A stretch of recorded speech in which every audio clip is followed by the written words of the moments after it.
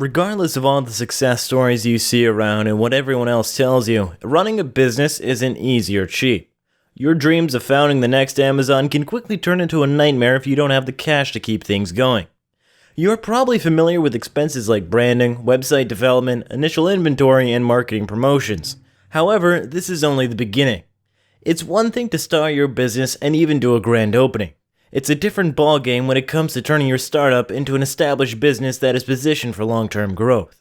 There are hidden costs of starting and running a business that could easily sneak up on you and put you in a rather compromising situation. Here are 7 hidden costs that you should consider before starting your business. 1. Permits, licenses, and dues. Chances are that you will need to obtain some permits and licenses before operating your business. In most cases, your innovative idea will not fly unless it meets operational requirements within your chosen industry or community. Uber, for example, lost its license to operate in London on safety grounds. As a business person, you must understand that government policies can either make or break your business. And if you think you can start and grow a business into a global conglomerate without any regulatory influence, you may be in for a very rude shock. Permits, licenses, and dues are typically reoccurring expenses that you must consider before starting a business. Ask yourself how much they cost and how often they will be renewed.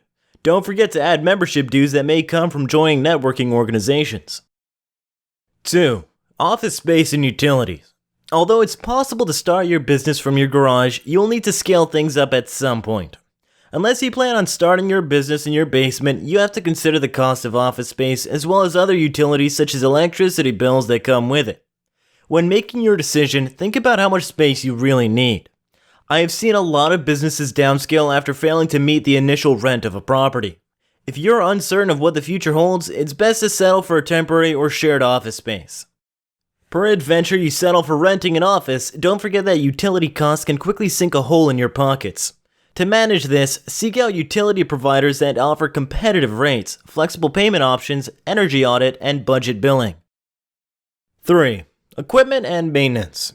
Irrespective of which industry you choose to operate in, you will definitely need some equipment and tools to operate. As a freelance content creator and animator, my most important tools are my laptop, internet connectivity, and electricity. Don't forget to budget for basic office equipment like computers, copiers, paper, desks, and chairs. You may be surprised that this may run you into a few $1,000s. Here's a quick tip when purchasing office equipment. Don't jump to purchase the latest model of equipment. If you can do just fine with an older model or second-hand product, go for it. Sites like eBay and Overstock can offer you big savings on some of these purchases. 4. Employees and benefits. It's every entrepreneur's dream to grow and employ more people. Unless you have the hands-on skills to run your business, you must deal with employees. Things such as salaries, personal leave, training costs, and health insurance must be factored into the budget.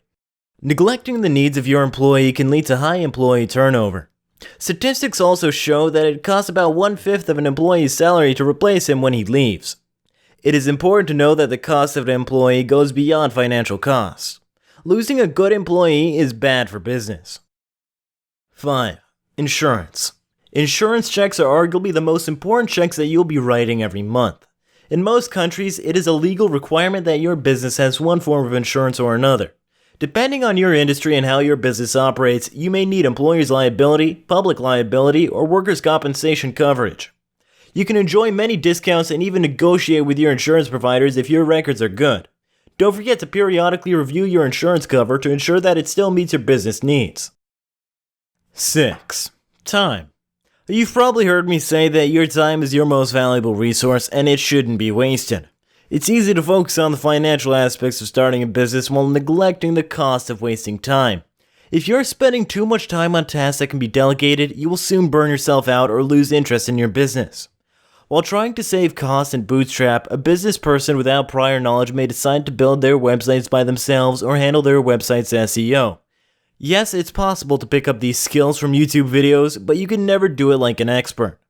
One of the biggest mistakes I made starting a delivery company was trying to do everything by myself. I hired a web designer who wasn't giving me what I wanted, so I opted to use social media. I employed staff who were inefficient in the delivery process, and at some point I took over the job of a dispatch rider from them. At the end of every day, I was tired. I didn't have the time to focus on marketing, networking, or even spending time with my family. Within a month, I lost my zeal and had to close shop. If it can be delegated, it should be delegated. 7. Professional services. Still on delegation, you should factor in the cost of hiring professional services such as accounting and legal fees. Hiring an accountant and a legal professional can save a lot of time and money.